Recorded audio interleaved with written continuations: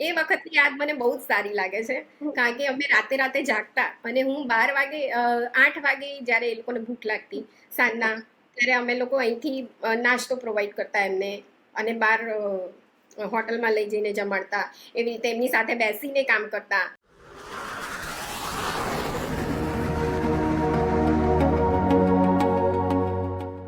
નમસ્કાર મિત્રો, આપ જોઈ રહ્યા છો Gujarati podcast the guiding voice, નવી દિશા નવો રસ્તો. મિત્રો, આજે અમારું સન્માન છે કે અમારી સાથે જોડાયા છે એક પ્રતિભાશાળી, સમર્પિત અને માનવ સેવા માટે હંમેશા આગળ રહેનારી વ્યક્તિ મીનાબેન રાજપૂત. એક તરફ તેઓ એક્ટિવ પમ્પ્સ પ્રાઇવેટ લિમિટેડ એટલે મજબૂત બિઝનેસના ડાયરેક્ટર છે, તો બીજી તરફ તેઓ રોટરી ક્લબ મારફતે નવા પ્રોજેક્ટ્સને, માનવ સેવા પ્રોજેક્ટ્સને જીવન આપે છે.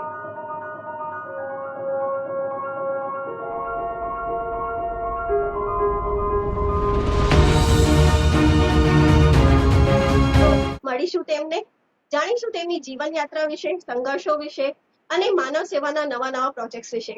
સર્વપ્રથમ કરીશું તેમનું સ્વાગત.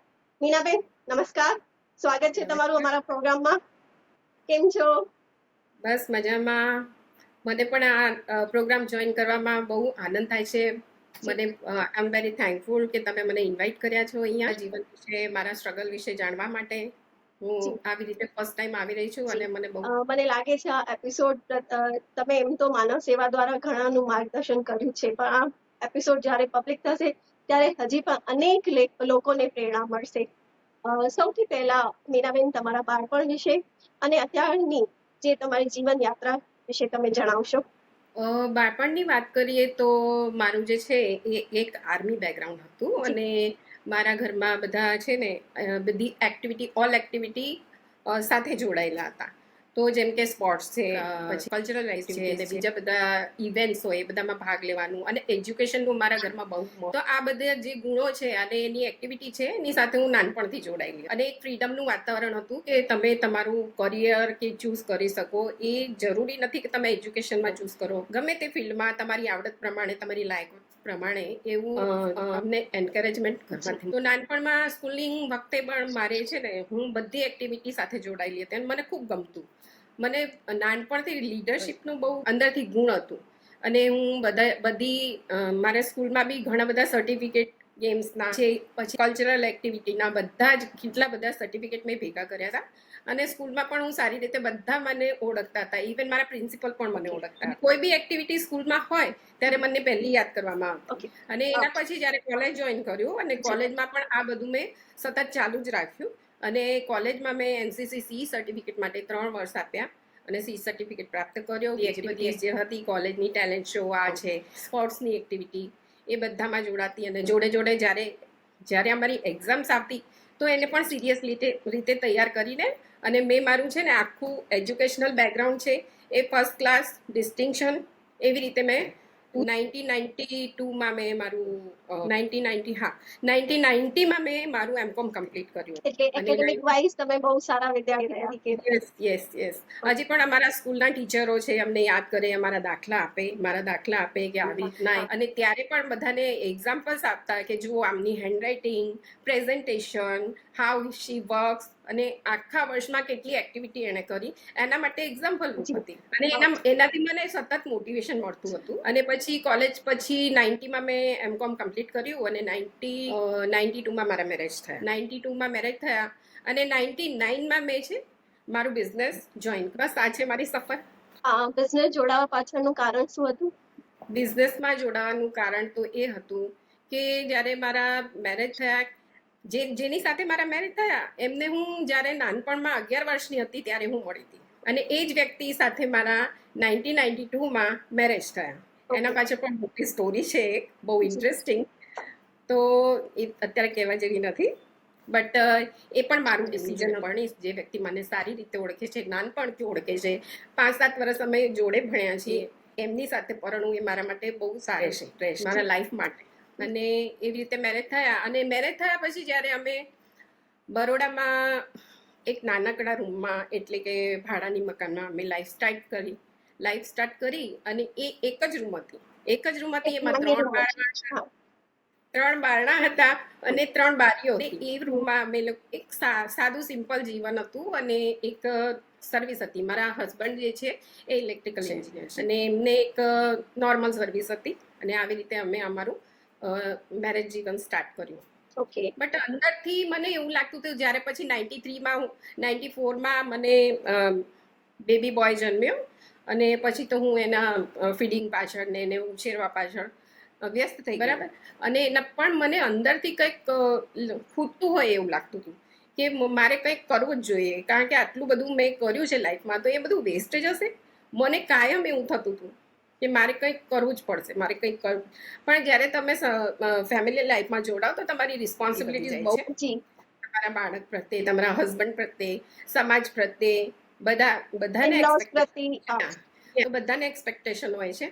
તો એને ફૂલફિલ તો કરી રહી હતી, બટ મારે અંદરથી એક અવાજ આવતો વારે ઘડીએ કે નહીં, મારે આવી રીતે તો મારું જીવન પસાર નથી કરવું, મારું કંઈ થશે જ નહીં, મારું એજ્યુકેશનનું શું, એવું બધું મને થતું હતું.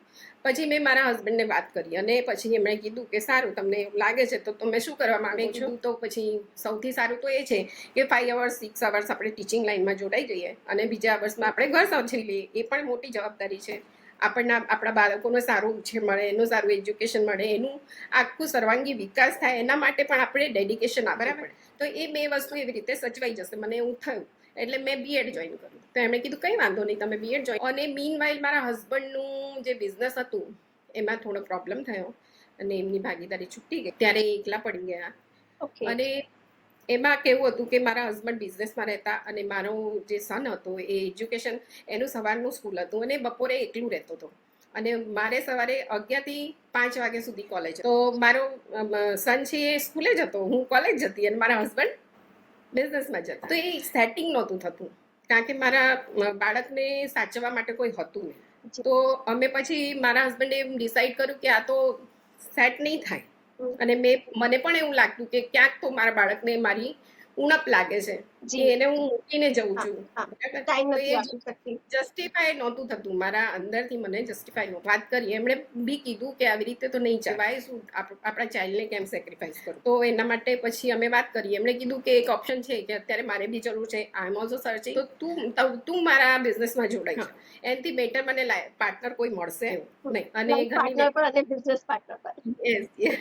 તો પછી એના માટે એકદમથી તો મેં ના નહોતી પાડી. પછી મેં કીધું પછી સારું, હું મારા પ્રોફેસરને થોડુંક સજેશન લઈશ. તો પછી મારા પ્રોફેસરને સર, મારી આવી સિચ્યુએશન છે, હું કરવા તો માંગુ છું, બટ આવી રીતે પ્રોબ્લેમ થઈ રહ્યો છે. અને મારા હસબન્ડ બી મને, તો ભાઈ મારા પ્રોફેસર જે હતા એ ખૂબ જ સારા, તમે અહીંથી તમે બીએડ પણ કમ્પ્લીટ કરી લેશો, ટીચર પણ બની જશો, but what about the job?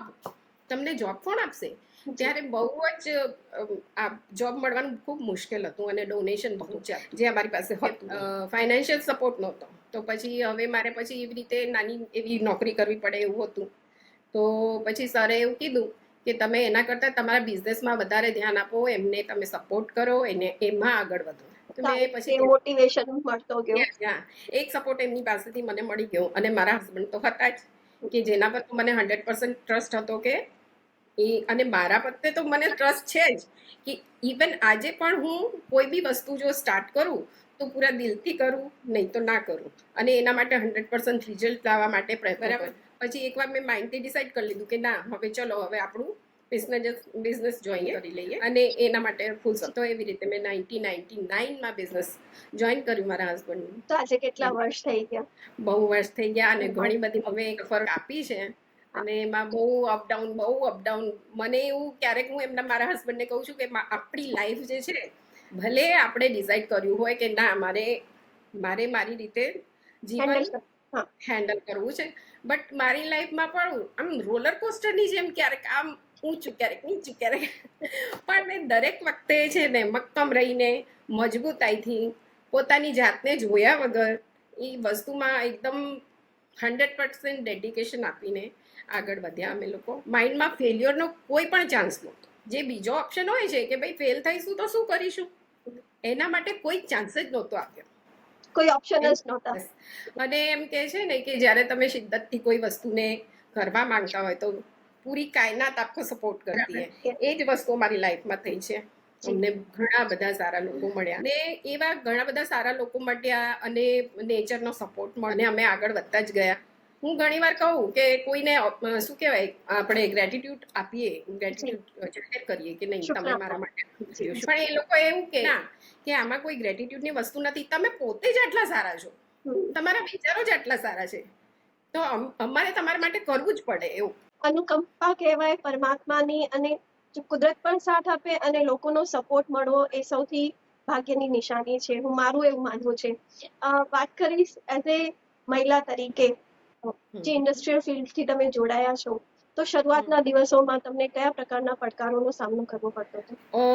એક હાઉસવાઈફથી ડાયરે અમારી પાસે ઘણા બધા હતા, કારણ કે અમે જે ફર્સ્ટ જનરેશન બિઝનેસમાં હતા, જે કે જેણે બિઝનેસ સ્ટાર્ટ કર્યો હતો, તો અમારે કોઈ એવો સપોર્ટ નહોતો, બિઝનેસ સપોર્ટ નહોતો, પછી ફાઇનાન્સ બિલકુલ નહોતું, બરાબર, અને કોઈ માર્કેટમાં કોઈ અમને ઓળખતું નહોતું, નો ક્રેડિટ. તો એવી સિચ્યુએશનમાં અમને ટકવું એ બહુ જ અઘરું હતું, અને બધી વસ્તુ જનરેટ કરવી, ટ્રસ્ટ જનરેટ કરવો માર્કેટમાં. અને એ વખતે છે ને બહુ જ ઓછા લોકો જે હતા જે બિઝનેસમાં, જો જોબ તો ઘણા બધા કરતા હતા, સર્વિસીસમાં ઘણી બધી લેડીઝો હતી, પણ બિઝનેસમાં એટલી બધી લેડીઝો નહોતી. તો જ્યારે બી અમે ઇન્ડસ્ટ્રીયલ વિઝિટ કરતા તો લેડીઝોના અલાવ જ નહોતા. એટલે તમે જો બિઝનેસ કોર્પોરેટ હાઉસમાં તો ચાલે, ત્યારે એ લોકો અને પછી હાયર ઓથોરિટી પાસેથી ત્યારે ફેક્સનો જમાનો હતો, કોમ્પ્યુટર નહોતું, ટાઈપરાઇટર હતો, ફેક્સ હતો, એવી રીતે પછી હાયર ઓથોરિટી પાસે રિક્વેસ્ટ મોકલવી પડતી, પછી એ લોકો આપણને એક્સેપ્ટ કરે અને પછી આપણને અલાઉ કરે અંદર. આવું બધું બહુ થતું હતું. પછી લાંબો પ્રોસિજર હોય. અને જ્યારે અમે બિઝનેસ સ્ટાર્ટ કર્યું ત્યારે અમે 3 જ જણા હતા, અને એક ડિસ્પેચમાં એક સર્વિસ બોય હતો. પછી અમે ડિસાઈડ કર્યું કે બેક ઓફિસ પૂરું હું સંભાળું, અને માર્કેટિંગ મારા હસબન્ડ સંભાળશે, અને પેલા બેક ઓફિસનું છે, કોટેશન છે, લેટર છે, ત્યારે આ બધું નહોતું, તો ટાઈપિંગ કરવું પડતું હતું. ઇલેક્ટ્રોનિક ટાઈપરાઇટરમાં ટાઈપિંગ કરીને પછી આપણે એમને કોટેશન મોકલીએ, રિક્વેસ્ટ લેટર મોકલીએ, પછી એ લોકોના પછી ઓર્ડર જે આવે એને કન્ફર્મેશન લેટર મોકલીએ, પછી એને પ્રોસેસ કરવાનું, એ બધી જ પ્રોસેસ હું જાતે કરતી હતી. અને એના માટે પછી પેમેન્ટનું ફોલોઅપ અને કટસી લેટર લખવા. ત્યારે કટસી લેટરનો જમાનો હતો. હવે એ કટસી જે છે એ આપણે આજના રોજના દિવસોમાં બહુ જ ભૂલી ગયા છે. આજની જે જનરેશન છે અત્યારે બહુ પ્રેક્ટિકલ થઈ ગયું છે, એટલે તો નામ પણ નહીં સાંભળ્યું હોય. હા, સાચી વાત છે. બસ આવી રીતે અમારું ચાલતું હતું, અને ઘણું બધું નવું શીખવા મળતું.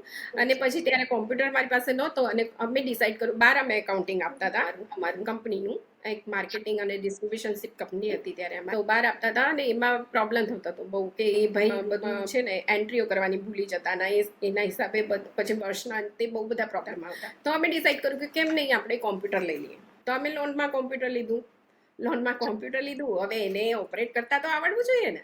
તો પછી અમે ટેલી ઇન્સ્ટોલ કર્યું, અને મેં જાતે એ વખતે જ્યારે મારો સન જે છે એ સ્કૂલે જતો હતો ત્યારે મેં એ ટ્રેનિંગ લીધી કે નહીં, મારે શીખવું જ છે, અને મારે મારી જાતે જ આ એકાઉન્ટ હેન્ડલ કરવું છે. સપોઝ કે મારો તો સબ્જેક્ટ જ હતો બીકોમ, અકાઉન્ટન્સી એ મારો મેઇન સબ્જેક્ટ હતો. પછી મેં ટેલીનું કોર્સ કર્યું અને ટેલી ઇન્સ્ટોલ કરીને પછી જાતે બધું એકાઉન્ટિંગ ને બધું ધીમે કરે તમે કહેવાય ને સ્ટેપ બાય સ્ટેપ આગળ વધ્યા. બધું શીખવાની ભાવના હોવી જોઈએ આપણે, કે કોઈ એજ ક્રાઇટેરિયા નથી શીખવા માટે. બીજું એવું કે તમારી અંદર બી જે છુપેલા ગુણો હોય એને બહાર આવશે.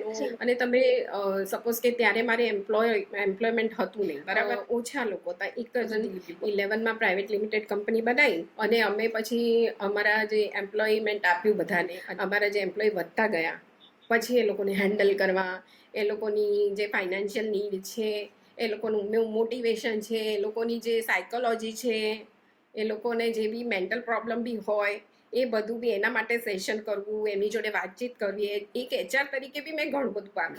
ત્યારે અમારી પાસે એચઆર નહોતા, અને હવે બધું છે. અત્યારે બધું વેલ એસ્ટેબ્લિશ છે, બધી રીતે સારું છે. મારી જવાબદારી બી થોડી ઓછી થઈ ગઈ છે, but still I love to go. એ પણ એક પરિવાર છે, એ પણ એક પરિવાર છે. જેમ જ ટ્રીટ કરવું પડે એમને, તો જ એ લોકો સારા ડેડિકેશનથી તમને આઉટપુટ આપી શકે. યસ, એ આપણા એઝ અ લીડર એ આપણા ઉપર ડિપેન્ડ કરે છે કે આપણે આપણા એમ્પ્લોઈઝને કઈ રીતે ટ્રીટ કરતા હોઈએ છીએ. શું આઉટપુટ જોઈતું હોય એ આપણને ખબર હોવી જોઈએ.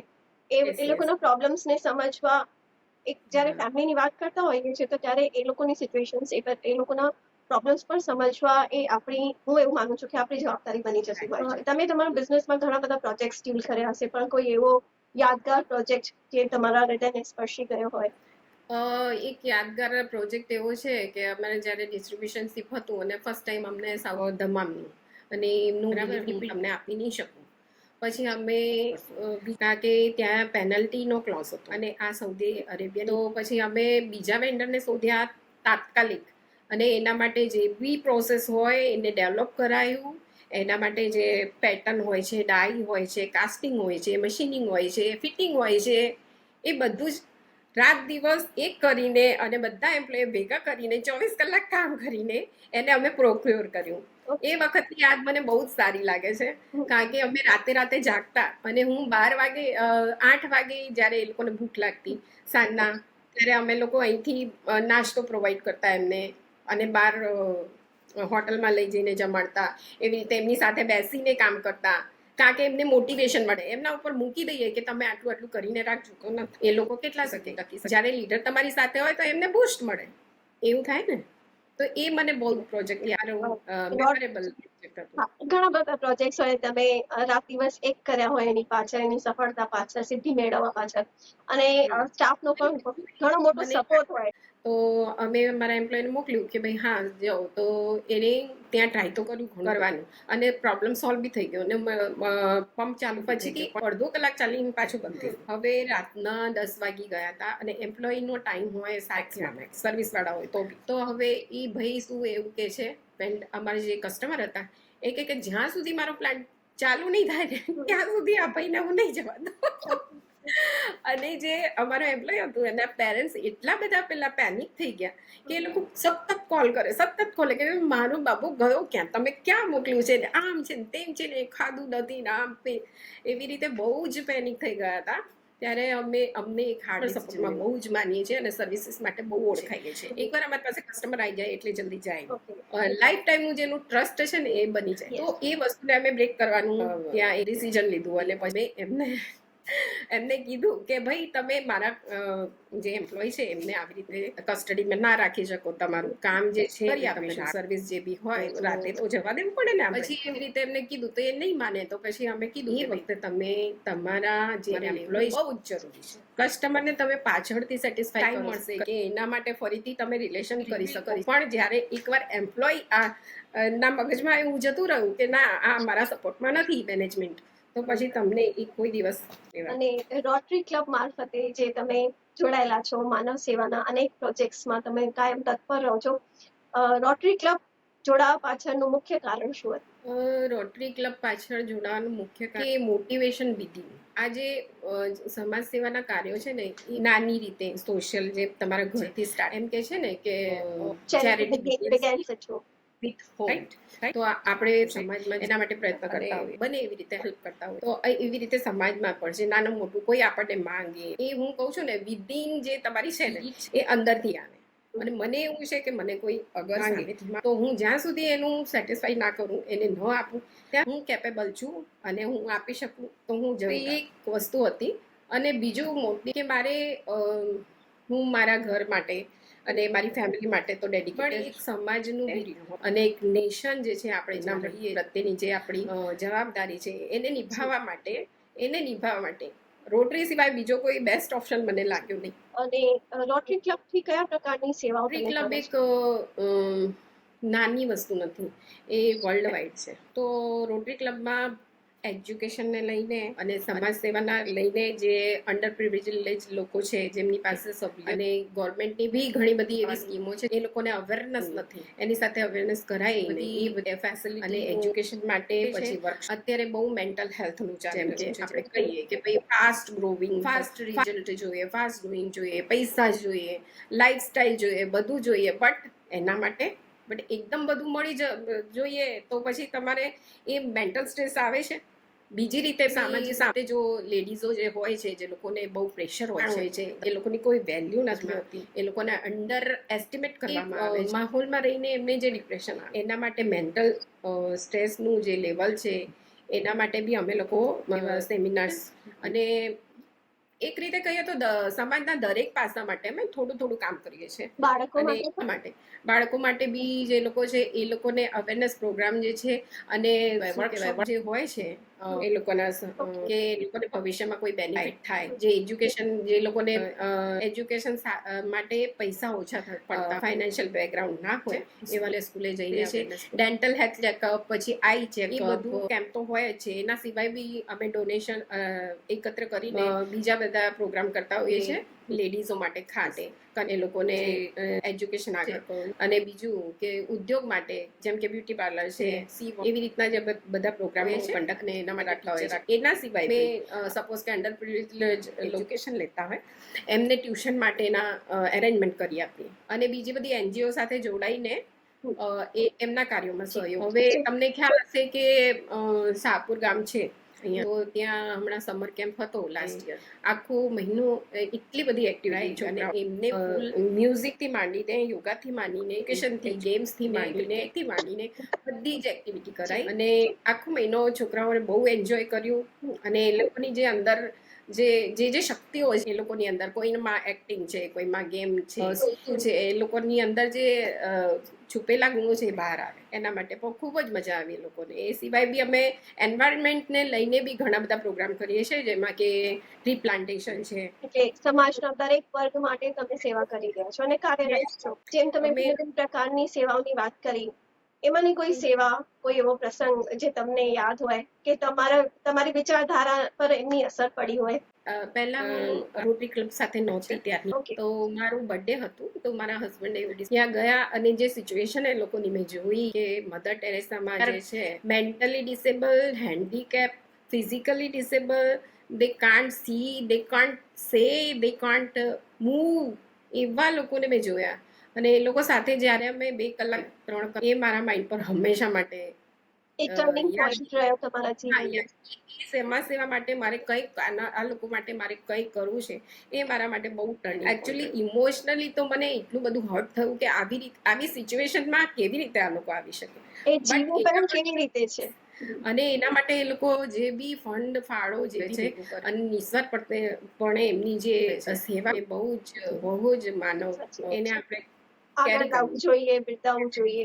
સાચી. તમે એક મજબૂત બિઝનેસના ડાયરેક્ટર છો, રોટરી ક્લબ મારફતે ઘણી સેવાઓમાં પણ સક્રિય છો અને ઘરમાં પણ કામ કરતા છો. આ બધું કેવી રીતે મેનેજ કરો છો? જ્યારે એકવાર જે અને એને પાર કરે છૂટકો છે, there is no second option. તમે રાખો જ નહીં જીવનમાં. બીજું કે ટાઈમ મેનેજમેન્ટ, કે ટાઈમનો મેનેજમેન્ટ બહુ જ ત્રીજું એ ફર્સ્ટ ઓફ ઓલ તો તમારે કરે જ છે કે તમારે બધી શિદ્દતથી એ વસ્તુને કરવાની છે. એના માટે જેટલા પણ પ્રયત્નો હોય, જે બી ઓબ્સ્ટેકલ આવે, બધાને સોલ્વ કરતા તમે હર્ડલ્સ બધા સોલ્વ કરતા તમારે જવાનું છે. એ તો તમે માનસિક રીતે જે તમે સ્ટ્રોંગ છો એ તમારે પૂરું કરજની સાથે કરવાનું છે. અને બીજું કે ટાઈમ મેનેજમેન્ટ એ બહુ, કે આપણી પાસે 24 અવર્સમાં તમે 8 કલાક 7 કલાક ઊંઘતા હોય, પછી તમારા માટે 2-4 કલાક રહે, એમાં તમે ઘરનું પહેલા કામ. ફર્સ્ટ ઓફ ઓલ તો તમારી પ્રાયોરિટી શું છે એ ડિસાઈડ કરો. તો as a wife, as a ladies, તમારી ફર્સ્ટ પ્રાયોરિટી તો તમારું ઘર જ છે ને, તમારી ફેમિલી છે.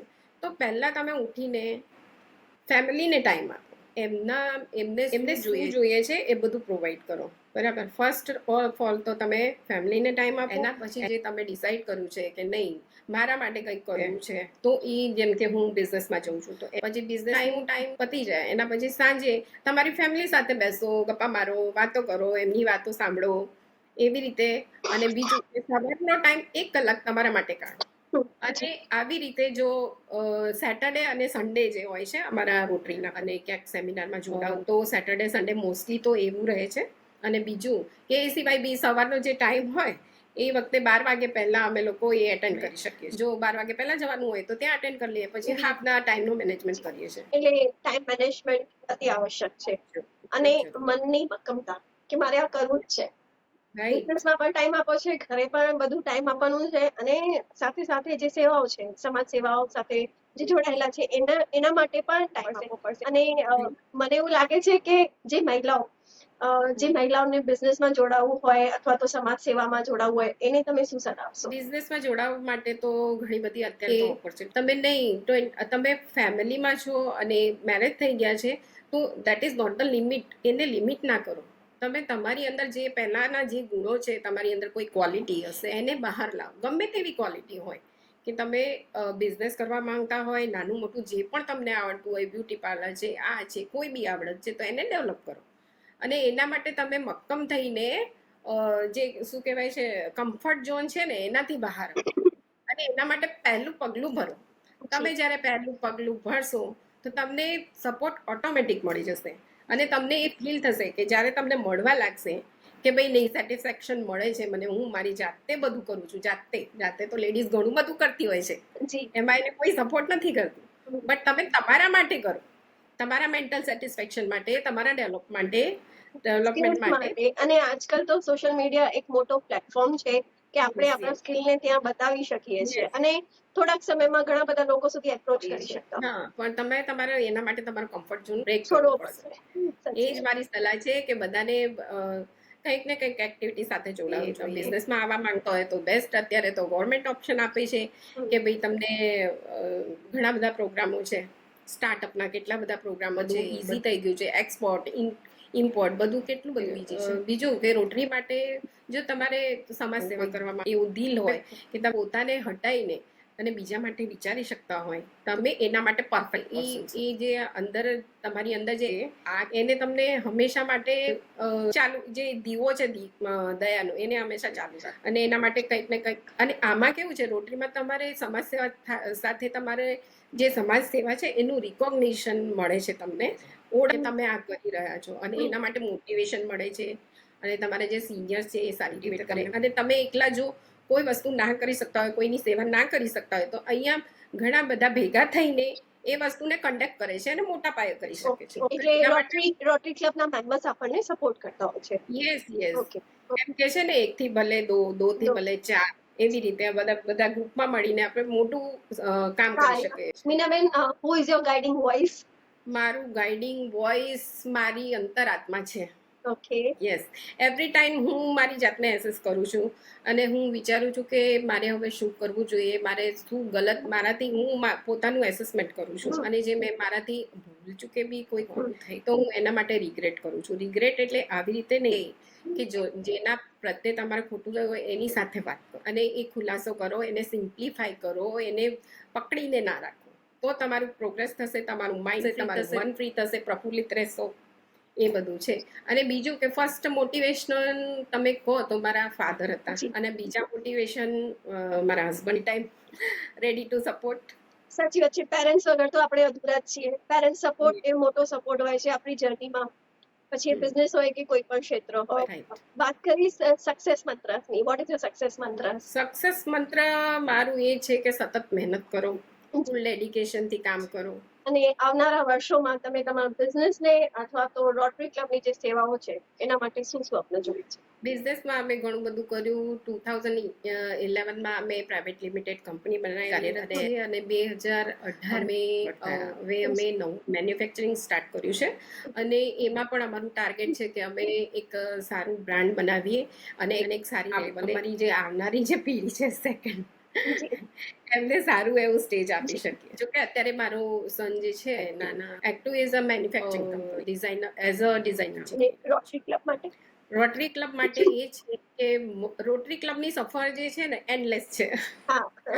એમાં જેટલું કરો એટલું ઓછું થાય. અને ત્યાં ઘણા બધા ઓપ્શન છે તમારી પ્રોગ્રેસ માટે. ઘણા બધા ઓપ્શન. સમાજ સેવાની સાથે સાથે તમે સારા એવા તમારા જેવા વિચારો વાળા લોકો સાથે મળીને કામ કરી શકો. અને ત્યાં પણ અલગ અલગ લેવલ છે, નેશનલ થી ઇન્ટરનેશનલ સુધી. રોટરીમાં રહીને ઘણા બધા કેન્સર અવેરનેસ, એક આઈ હોસ્પિટલ છે, મશીન હોય છે એ ડોનેટ કરી, 2 મશીનો એવી જે 85 ડોનેટ કરીને ઘણા બધા એવા પ્રોગ્રામ કર્યા. કોઈ એક સાના ગામને પ્રોગ્રેસ માટે, વિકાસ માટે, એવી નાની ડિસ્પેન્સરીઓ છે એમને જે ખૂટતું હોય છે એ બધી વસ્તુ. અને એની સાથે સાથે ફેલોશિપ માટે કે આપણે બધા એક ફેમિલી તરીકે મળીએ, આઉટિંગ કરીએ, એકબીજાને સમજીએ, એકબીજાના બિઝનેસને સમજીએ. અને એના માટે પણ સેમિનાર્સ હોય છે. તો એકબીજાને ના બિઝનેસ સમજીને અને એકબીજા સાથે કેવી રીતે બી પોતાને પ્રોસ્પેરસ બનાવવા. અને છેલ્લે આપણે રેપિડ રાઉન્ડ ફાયર રમીશું. એ પ્રશ્નો તમારા વિશે વાંચીશું. જે મનમાં પહેલો શબ્દ અથવા વાક્ય આવે, બિઝનેસ કે સેવા કયું વધારે સંતોષ આપે છે? મને બિઝનેસ વધારે સંતોષ આપે. લીડરશિપમાં સૌથી જરૂરી ગુણ કારણ કયો કે છે? એમાં એવું છે કે બિઝનેસ નથી તો સેવા કેવી રીતે કરશો? સાચી વાત છે, પ્રેક્ટિકલ વાત છે. લીડરશિપમાં સૌથી જરૂરી ગુણ કયો હોવો જોઈએ? કરે જવું જોઈએ. લીડરશિપ માટે કરે જવું બહુ જ જરૂરી. તમે તૂટી ના જાઓ, ક્યારેય ના તૂટશો. ભલે કેટલી પણ પરીક્ષાઓ સમક્ષ આવે. સ્ટ્રેસ દૂર કરવા આપ શું કરો છો? સ્ટ્રેસ દૂર કરવા માટે યોગા કરું છું. એવરી ડે આઈ ગો તો ટુ. તમે યોગા પણ કરો છો. એક બીજી એક્ટિવિટી, યસ. એક એવી ટેવ જે તમે બદલવા માંગો છો? એવી ટેવ બદલવા માંગુ છું કે હું થોડું પ્રેક્ટિકલ થવા માંગુ છું. More practical. You are practical, Yeah. so you want to be more practical. Yeah. Favorite place to travel? Favourite મને છે ને હિલી એરિયા બહુ ગમે. Okay. સપોઝ નૈનીતાલ, કુલુ મનાલી. મને નેચર પાસે રહેવું. નેચરથી મને બહુ બધું મોટિવેશન મળે. સવારે હું ઉઠું ત્યારથી મારું મોટિવેશન સ્ટાર્ટ થાય. હું મારા જે બગીચામાં ફ્લાવર્સ છે એમને જોઉં ત્યાંથી મને મોટિવેશન થાય. ચકલા આવે જ્યારે ચીડિયા અને એ એનું કામ કરે નોન સ્ટોપ, ત્યાંથી મને મોટિવેશન મળે. ઠંડી હવા આવે એનાથી મને મોટિવેશન મળે. તો મને નેચર બહુ ગમે છે. રોટરી વિશે ફર્સ્ટ થોટ? રોટરી વિશે ફર્સ્ટ થોટ એ છે કે સર્વિસ અબાઉટ સેલ્ફ. અને એનામાં રોટરીમાં હું ઘણું બધું આગળ જવા માંગુ છું. અત્યારે ઇનિશિયલ સ્ટેજ પર છે, 4 જ મહિના થયા અને I am the first lady of new club. Work life balance માટે તમારી secret trip? Work life time management. I told you again last, time management is very important. If not business, then what? If not business, then what? An artist. Oh, great. Favorite Gujarati food? Handvo મને બહુ ભાવે. I like handvo. અને team work કે solo કયું વધારે પસંદ કરો છો? મને ટીમ વર્ક વધારે કરવું. એમની સાથે વાતચીત કરવાના, વિચારો જાણવા, આપણા વિચારો, એવું બધું મને બહુ ગમે. એ આનંદની અનુભૂતિ જ અલગ હોય છે. એ તમારે સોશિયલાઇઝ થવું જ જોઈએ. અને જ્યારે મને એવું થાય છે કે મારા મિત્રો જે છે, મારી ફેમિલી જે છે, એ બધા મને બહુ મોટિવેટ કરે. એ લોકો જ્યારે કહે છે ને કે ના, તમારી સાથે બેસીને અમને પોઝિટિવ એન્વાયરમેન્ટ લાગે છે, જે પોઝિટિવ ફિલિંગ તમારી વાતચીત પરથી મને બહુ જ પોઝિટિવનેસ આવે છે અને ડિપ્રેશન એવી રીતે બધા જ્યારે વાત કરે ત્યારે મને એવું લાગે હા મારું લિવિંગ જે છે ને વર્થ ઇટ છે. તો એવું બધું છે. હું એને જ આગળ વધારવા માંગુ છું. મને એનાથી સેટિસ્ફેક્શન મળે છે અને હું બી પોઝિટિવ રહું છું. આપણે પોઝિટિવ હોય તો આપણે આજુબાજુના જે પણ વ્યક્તિ છે એને પોઝિટિવિટી. તમારી જે પોઝિટિવ થોટ છે ને એના પર નેગેટિવ થોટને. થેન્ક યુ વેરી મચ અમારા વર્ચ્યુઅલ સ્ટુડિયો પર જોડાવા બદલ. અને હું એવું કહીશ કે એઝ અ બિઝનેસ ડાયરેક્ટર અને રોટરી ક્લબ મારફતે જે તમે વિભિન્ન પ્રકારની જે સેવાઓ આપી રહ્યા છો, એ જર્ની તમે આજે અમારા દર્શકો સાથે અમારા સાથે શેર કરી અને કિંમતી સમય આપ્યો તે બદલ ખૂબ ખૂબ હૃદયથી આભાર. Thank you very much. Thank you. તમને કેવું લાગ્યું અહીંયા અમારા વર્ચ્યુઅલ સ્ટુડિયોથી જોડાવા? બહુ જ સરસ લાગ્યું મને. અને મેં તમને પહેલા પણ વાત કરી હતી કે આઈ એમ અ નોર્મલ પર્સન, બટ તમે નોર્મલ પર્સન સાથે આના અંદર રહેલા ગુણોને આવી રીતે પોડકાસ્ટ દ્વારા જે મારી સાથે જેટલા પણ જોડાયેલા છે એ લોકોને તો મારા લાઈફસ્ટાઈલથી કોઈ બીજાને બી મોટિવેશન મળે એ બહુ જ મહત્વનું. કેટલી એટલી મહિલાઓ હશે જેને પોતાનો બિઝનેસ સ્ટાર્ટ કરવું હશે, એ ખાલી વિચારતી રહેતી જોઈતી કે કેમ કે ઘણીવાર એ લોકોને પરિસ્થિતિ સાથ ના આપતા હોય કે ઘરમાંથી કોઈ સપોર્ટ ના મળતો હોય. એ ઇનલોસ હોઈ શકે, હસબન્ડ, મા બાપ હોઈ શકે, ગમે તે હોઈ શકે છે. કેટલાના જે આઈડિયાઝ છે, જે સપનાઓ છે એ અધૂરા જ રહી જતા હોય. આજે પણ ભારતની અંદર એટલી મહિલાઓ ગામડાઓમાં છે, શહેરોમાં પણ વસેલી છે. There is no doubt. પણ તમે જેમ તમારા જર્નીની વાત કરી, જે શેર કર્યું, તો એવું લાગે છે જ્યારે આ સ્ટોરી રિલીઝ થશે ત્યારે જે પણ સાંભળશે એને ફરીથી એક નવી પ્રેરણા મળશે. અને અમારો ઉદ્દેશ્ય જે છે, તમે સાંભળ્યું પણ હશે, પોડકાસ્ટનું નામ જ છે ધ ગાઈડિંગ વોઇસ, નવી દિશા નવો રસ્તો. એટલે એવી સ્ટોરી અમે કવર કરીએ છીએ કે જે દ્વારા લોકોને પ્રેરણા મળે, એક નવી દિશા મળે, નવી કહેવાય ને કે જે હારી ગયેલા હોય, ડિપ્રેશનમાં હોય કે ગમે તે રીતે એ લોકોને મોટિવેશન. એના માટે આ જે મોટિવેશન તમે કહો છો ને, તો એ બધાને એવું મોટિવેશન મળે, નોર્મલ વ્યક્તિને પણ આ ગાઈડિંગ વોઇસ મને ખૂબ જ ગમ્યું. અને બીજું એ કે એવા મોટિવેશનલ કામ મેં બહુ બધા કર્યા છે કે મારા ફ્રેન્ડ જે છે એ એટલા બધા ડિપ્રેશનમાં કે એમને એવું લાગે કે હવે મારા પાસે કોઈ રસ્તો જ નથી. એમને રેગ્યુલર હું એમની સાથે બેસતી, જ્યારે પણ એમને મેં કહી દીધું હતું કે રાતે 12 વાગે બી તમને એવું કે મને જરૂર છે તમારી. હું ઘણીવાર મારી ઓફિસનું કામ મૂકીને એમની પાસે આવતી રાતે 9 વાગે 12 વાગે ક્યારેક એમને ઊંઘ ના આવે એમની સાથે સૂતી એવી રીતે એમને છે ને ડિપ્રેશનમાંથી બહાર લાવવાનું કામ છે. પણ એ બી એક સમાજ સેવાનું કામ છે. અને અત્યારે એ વ્યક્તિને તમે જોશો તો એની અંદર એટલો બધો જોશ છે, કોન્ફિડન્સ આવી ગયો છે. અને આજે જે એની સ્થિતિ છે એ બહુ જ સારી છે અને એ જોઈને મને બહુ ખુશી થઈ. મિત્રો, મીનાબેન રાજપૂતની જે જીવન યાત્રા છે, જે સંઘર્ષો છે, જે પડકારો આજે આપણે સાંભળ્યા અને રોટરી ક્લબ મારફતે જે સમાજ સેવાના ઉત્થાન માટે આ એક કહેવાય ને અદ્ભુત કાર્યો, અદ્ભુત સેવાઓ આપી રહ્યા છે. એ અનેક મહિલાઓ માટે, અનેક સ્ત્રીઓ માટે માર્ગદર્શન બનશે. અને મને એવું લાગે છે કે આ એપિસોડ પછી અનેક મહિલાઓને પ્રેરણા પણ મળશે, નવી દિશા મળશે, નવી રાહ મળશે. મળીશું એક નવા એપિસોડ સાથે. જો આ એપિસોડ ગમ્યો હોય તો લાઈક, શેર, સબસ્ક્રાઇબ જરૂર કરજો અને કોમેન્ટ પણ કરજો. Till then, good bye.